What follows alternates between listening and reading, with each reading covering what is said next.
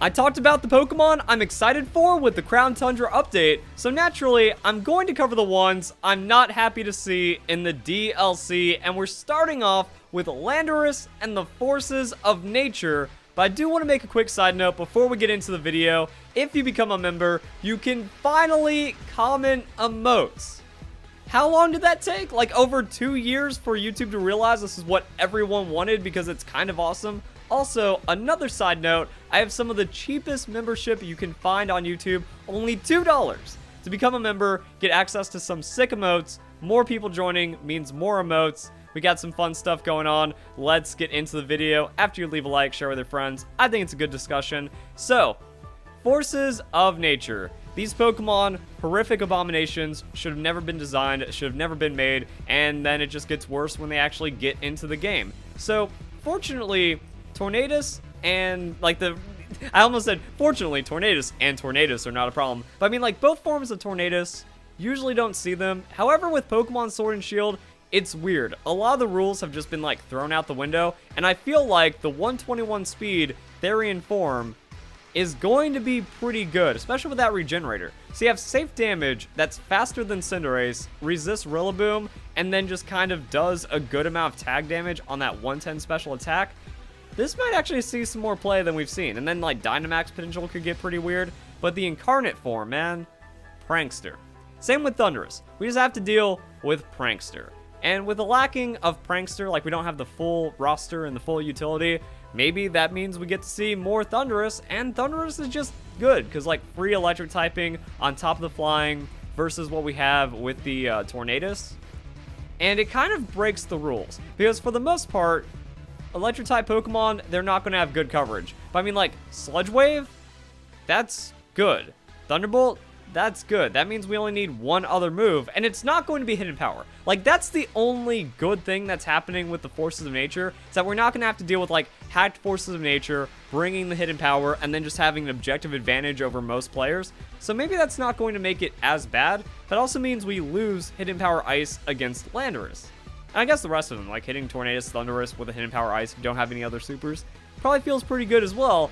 But, like, yeah, it's not that great. And then we got, like, other coverage stuff going on. But that's just the nasty plot. Like, if you have Toxapex out and you're setting up and you're trying to win, well, you just switch in the Thundurus and then it uses nasty plot. And then Toxapex can't do anything about that. And now you're about to get swept against, has Thunder Wave, what? Not the Thunder Shock. You know, it has, like, Thunder Wave, has Swagger, and then it just hurts. So, I mean, like, singles, doubles, it can run different ways, it can do different things, and just not going to be interactive to deal with.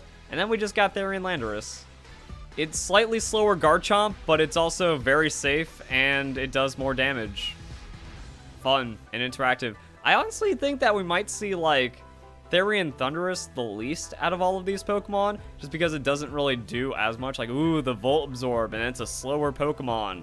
Now, it does have a really high special attack, so I mean, Wall Breaking, it's weird. Like, speed has priority in Pokemon Sword and Shield as, like, just a good stat, but then there's a lot of just disgustingly bulky Pokemon to where, like, anti-tanking has become really prominent as well. So, I mean, you just see, like, crazy Wall Breakers. Maybe the Therian form for the instant damage, but I feel like you have enough time to set up with the Incarnate Thundurus towards, like, yeah, I'm just going to go Thundurus, I'm going to go Nasty Plot. Now I've got a fast tank-breaking Pokemon, and it's just a sweeper, and you just kind of lose the game. Fortunately, Incarnate Landorus was never really too much of a problem, so I think it's just mostly going to be the Tornaduses, as weird as that sounds, and then just either way. If Tornadus ends up not popping off, it's still not worth having these Pokemon in the game again because of Incarnate Thundurus and then Therian Landorus. These Pokemon are not fun. I don't know what else to say. Just kind of a little disappointing right there. And the fun thing is, we already... Oh, Twitter reset itself. I was about to say, we already know, because of data mining, that the Reveal Glass is in the game. It already functions. Like, it works. So, he hacked in a placeholder for Landorus, and then he can use the Reveal Glass on it. You get the Therian forms. Yay. We also have the Guardian Deities to talk about. So, I mean, we have terrain setting abilities, and now just the better OG terrain setters are coming in. Indeedee is just a discount Tapu Lele, so now we're getting full Tapu Lele, expanding force, 130 special attack, 95 speed. Terrain wars are going to get more important than ever. Tapu Bulu.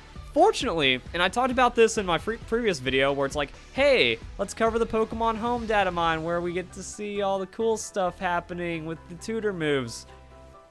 Oh boy. Now, fortunately though, Tapu Bulu, it's not like that much better than the Rillaboom. It's like, yeah, it has better attack and it has the like weird coverage and stuff behind it, but Rillaboom also can fight for itself. Like knockoff, Rillaboom can come in, it can knock off, it can have utility, it can be really strong. It's also faster than the Tapu Bulu, which leads to some weird interactions, but Tapu Bulu is still disgusting damage, and it's also going to get an upgrade to its moveset because close combat and finally getting play rough. Tapu Bulu, play rough, that might be the scarier thing than the Grassy Glide, but I mean, it's like, we have Expanding Force, we have Terrain Pulse on these Pokemon. Finny, Terrain Pulse, probably going to be ridiculous as well, like Misty Terrain into Stab like that on Fairy. Like, other moves are going to be resisted. You know, it's like, okay, Rising Voltage, Ground-type Pokemon. Expanding Force, Dark-type Pokemon. Dealable. But I mean, like, Misty Explosion Tapu Fini sounds kind of wild. Like, I don't know. And the weird thing is, you can look at the move tutors, and it almost feels like the move tutors were built around these Pokemon, where it's like, oh, we have Terrain Pulse, Misty Explosion for all of them, and then Rising Voltage, Expanding Force, Glide, and Misty Explosion. Well, actually, Flip Turn, but still. It's like, it's not gonna be fun with these Pokemon, because, like, now they're just better. They were already overwhelming, and now they're just better. Terrain is more important than ever, and they got some moveset tweaks, because Tapu Koko's weird. Oh, well, actually, never mind. They're not just better. Because there was that nerf. And, I guess that might be, like, the thing that matters here. That terrain damage went from 50% down to 30%. Because I was looking at Tapu Koko. What made Tapu Koko ridiculous is that you had the 130 speed. Even though 95 special attack is low, here's where we learn about base powers and damage amplification. Because it didn't matter.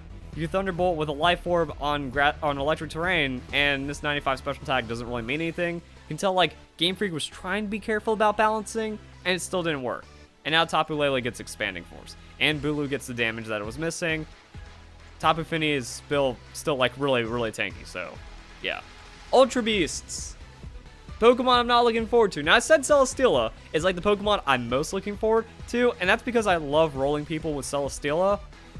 But that comes at the cost of all the other Ultra Beasts coming in. And the weird thing is, I used most of them back in Pokemon Sword and Shield. It's like, oh yeah, I did play with Buzzwole. Pheromosa was fun. Kartana, I picked it up from time to time.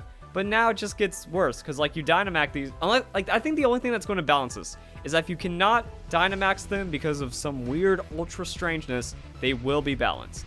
But if they can, you use an attack, and then you get a Beast Boost for killing them, and now you're just getting 2 stats per turn like a Selective Moody. I really don't like that. And there is, like, weird balance. You know, Naligo, 4 times weak to ground.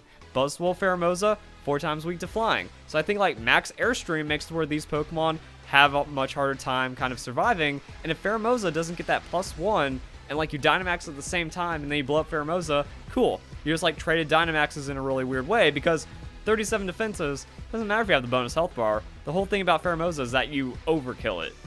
So, I mean, maybe it survives like a weird, weakish neutral hit, but I mean, you hit it super, or you just hit it with a powerful Dynamax move, and it's not surviving. So, I mean, there's balance here, but I just don't want to have to deal with it. When it's like, oh yeah, 181 attack, 109 speed, Dynamaxing, using max Steel Spike and getting defense. It also has a 131 defense, so it was already surviving hits. Like, these Pokemon, they push the boundaries of what Pokemon are supposed to be, and then Dynamax pushes the boundaries of what Pokemon in general is supposed to be. So that gets kind of crazy. The Ganondorf, I didn't really find it to be too crazy for when it became available, but I mean, probably not fun to max Ooze on a 121 speed Pokemon, gain special attack, KO the opponent, and then gain more special attack. Well, I guess it's kind of locked because it has to go Timid Nature, so it's only going Beast Boost speed. Oh, now it gets a free Scarf while getting a free Choice Specs, while being able to switch up its moves. And even though they don't fit on the screen, Stakataka, Blacephalon, pretty sure Stakataka gets, like, Body Press. It does. So, I don't know. Like, that's just some filth that we're gonna be stuck with. So I mean, yeah, it's like Stack Attacka, that's the thing. Blacephalon. Fortunately, all the Steel-type Pokemon are Blacephalon now with that Steel Beam, but Blacephalon is just fast and hurts a lot.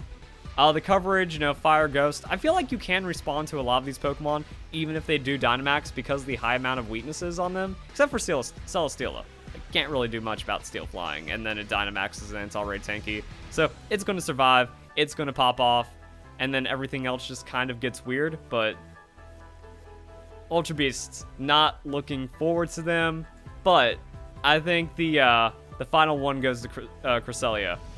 Cresselia is getting cosmic power.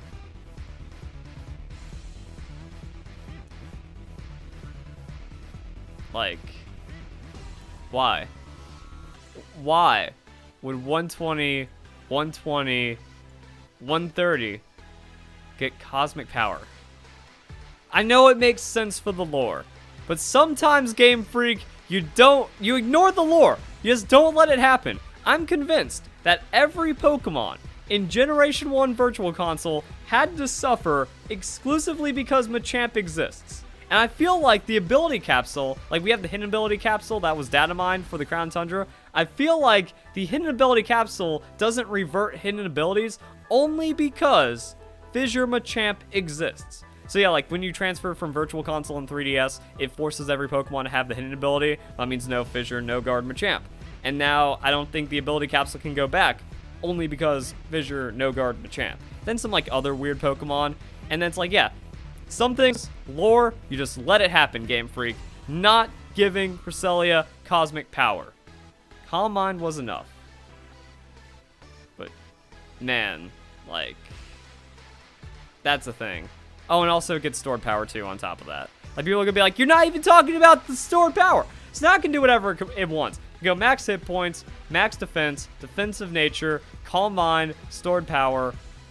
What are you gonna do about it? Well, you can also just be, you know, cosmic power, stored power, and then Moonlight, because that's the move, and then some kind of other coverage, maybe Ice Beam. Like, that's the only thing about the cosmic power set, is that it doesn't really have a lot of damage, and it's going to lose Toxic, which is very good. And that's also very bad, because like much like the hidden power weirdness, where it's like, oh cool, we can't use hidden power against them, but they can't use hidden power against us. Cresselia, it can't Toxic us, but we have way less opportunity to Toxic Cresselia. And I feel like that's the only reason, or the only way you can kill this. Like, if you don't have a Toxic Pokemon, you don't get to play the game. However, if it already gets set up, you know, like say you have to switch into Toxapex, or you have to switch into Amoonguss.